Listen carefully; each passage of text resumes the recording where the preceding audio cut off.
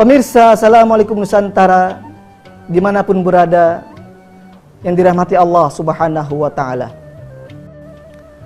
Hadis riwayat Imam Tirmidzi menjelaskan kepada kita bahwa kepentingan kita hidup di dunia ini hanya untuk menyembah kepada Allah Subhanahu wa Ta'ala. Pekerjaan yang kita cari, rezeki halal yang kita cari, popularitas yang kita cari, semuanya kita jadikan wasilah kita untuk kita bertemu di hadapan Allah Subhanahu wa Ta'ala dengan segala ketulusan amal kita, tidak diperuntukkan kepada yang lainnya. Yang tidak lain dan tidak bukan kita harapkan bahwa Allah Subhanahu wa Ta'ala menerima amal ibadah kita semua. Dan Allah tidak menjadikan amal ibadah kita semua menjadi amal ibadah yang sia-sia. Dalam penjelasan lain, Rasulullah sallallahu alaihi wasallam bersabda, "Inna quluba bani adama baina asabi'ir rahman yuqallibuhu kaifa yasha." Dalam riwayat lain, yusarrifuhu kaifa yasha. Sesungguhnya hati anak Adam, hati manusia itu berada dalam genggaman Allah Subhanahu wa Ta'ala. Allah bisa bolak-balikan kapanpun. Rasulullah sallallahu alaihi wasallam mengajarkan kepada kita, "Faqul ya muqallibal qulub, tsabbit qulubana ala dinik." Ya Allah, Zat yang maha membolak-balikan hati, tetapkanlah hati kami terhadap agamamu. Dalam riwayat lain, Rasulullah sallallahu alaihi wasallam mengajarkan, "Ya musarrifal qulub, sarrif qulubana ila ta'atik." Ya Allah, Zat yang membolak-balikan hati. Hati sumiyal qalbu qalban litaqallubihi. Hati disebut qalb karena mudah bolak-balik. Hati mudah goyah. Hati kita mudah terlena.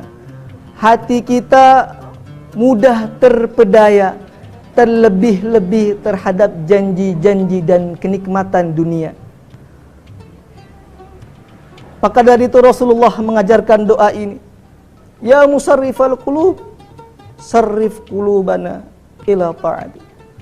Ya Allah, Zat yang maha membolak-balikan hati, arahkanlah hati kami untuk senantiasa taat kepadamu ya Allah. Pemirsa, Assalamualaikum Nusantara, dimanapun berada.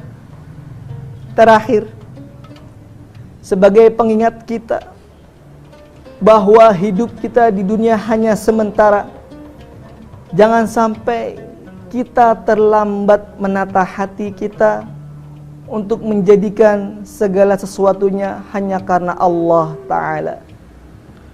Rasulullah sallallahu alaihi wasallam mengingatkan kepada kita bahwa dunia tidak ada batasnya.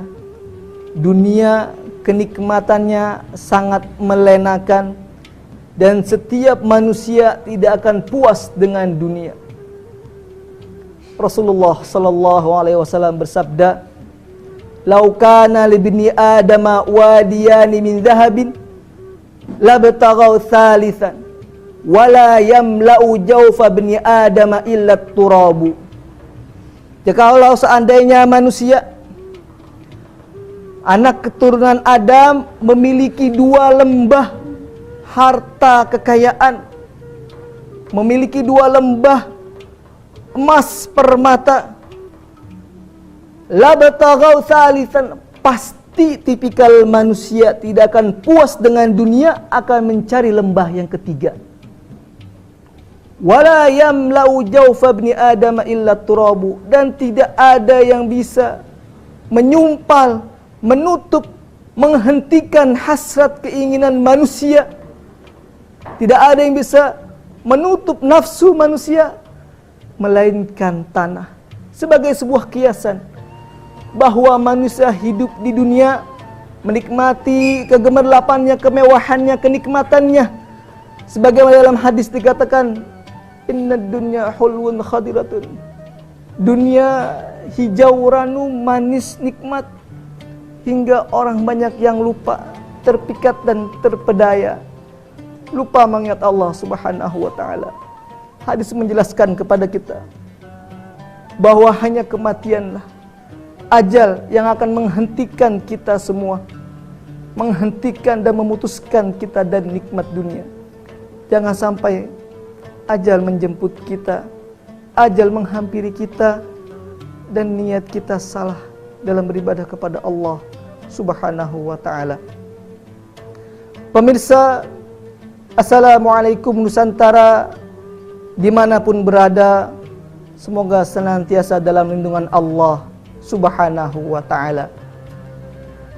Di akhir tema kali ini, saya ingin mengingatkan kita semua bahwa Allah Subhanahu wa ta'ala memerintahkan kita hanya beribadah kepadanya, bukan kepada yang lainnya.